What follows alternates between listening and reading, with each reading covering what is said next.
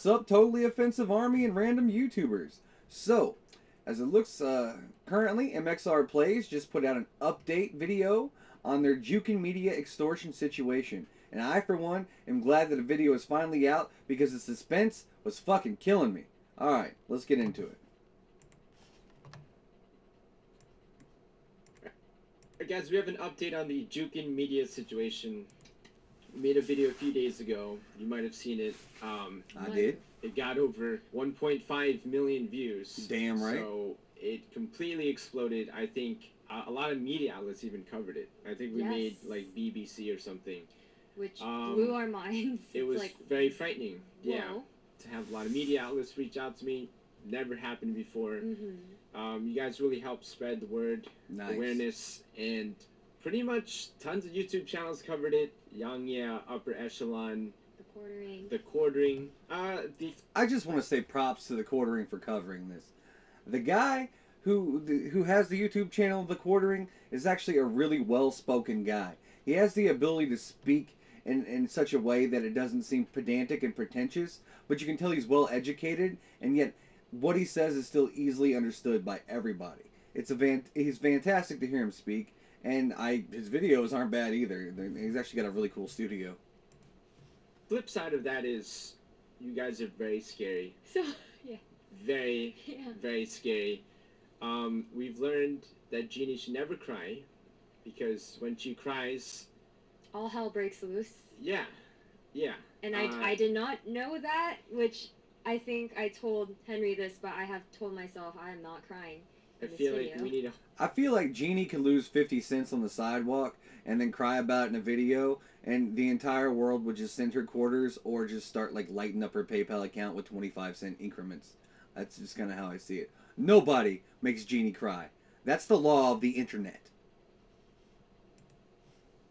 Harness the power of her cries into several gemstones and spread them throughout the galaxy. Yeah. Like Big Thanos.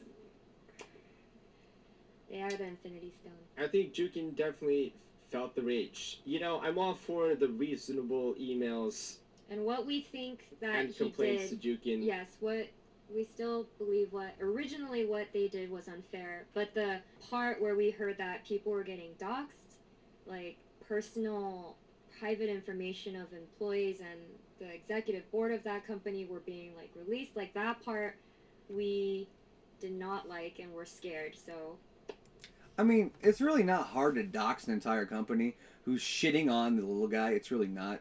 What you'd essentially do is just go to Google and type in trademark information for, and then insert company name there. And it would literally give you the people who filed for the trademarks and everything like that. And from there, once you have those names from the trademark link, you would simply just go to social media, whether it be Twitter, Facebook, or whatever, and see known associates, the company name, that type of thing.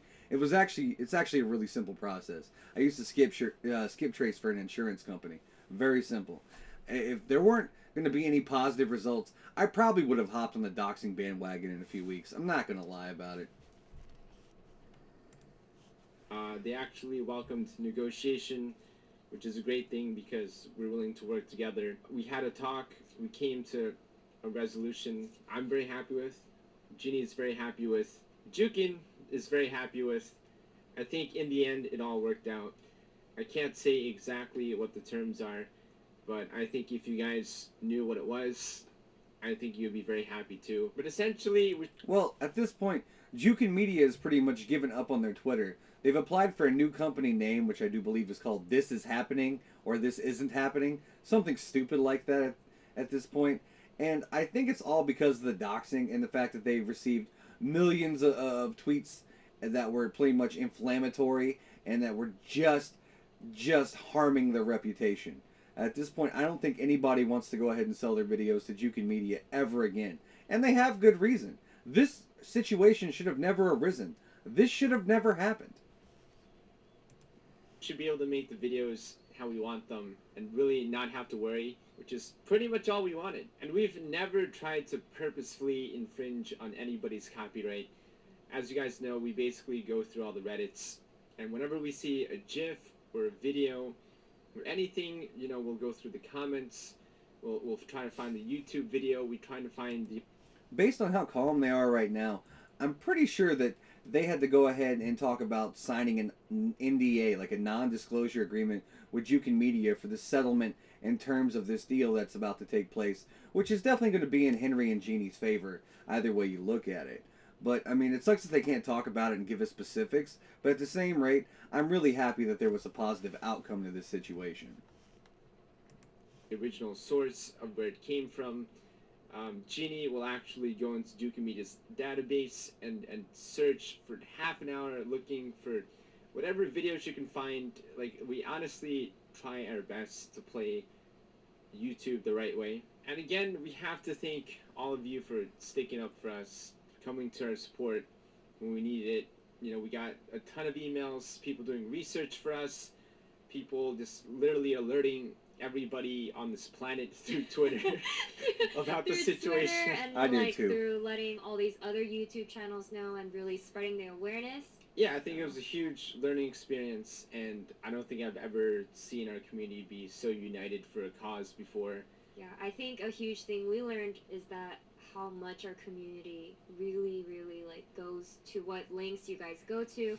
Again, as we said, some are scary, but besides that, it really overwhelmed us with like warmth and joy to know that you guys are supporting us. Also, huge shout out. I'm not going to be of the opinion here that it's considered scary to release the names of known extortionists who are extorting people over something which is fair use. Those videos themselves were fair use. They are not proprietary by any means.